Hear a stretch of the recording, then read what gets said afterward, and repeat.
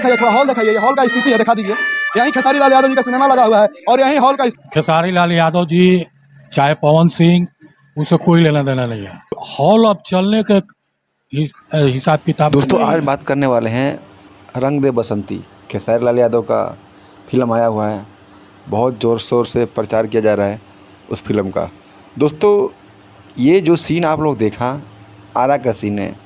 आरा का cinema hall पर reporter पहुंचता है, वहां का सिनेमा हॉल के अंदर जब घुसता है, देखता है कि पब्लिक कितनी है रिव्यू करने के लिए, तो वहाँ गिने चुने लोग 8-10 लोग बैठे हैं, बाकी पूरा सिनेमा हॉल खाली दिखाई दे रहा है।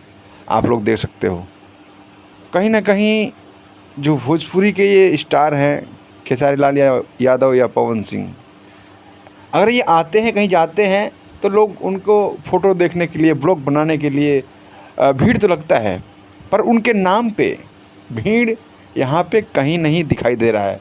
और ये फ़िल्म जो जितना बजट में लगाया गया है, ये फ़िल्म कहीं ना कहीं लोगों का कहना है कि पीट रही है, चल नहीं रहा है। तो बड़ा शर्मसार की बात है, भोजपुरी फिल्म इतना बजट पैसे लगा के बना है और लोग देखने नहीं जा रहे हैं। तो कहीं नहीं कहीं ये हीरो का जो रोल दिया गया है खेसारी लाल यादव को, तो कहीं ना कहीं जो पब्लिक है इनसे नाराज़ है।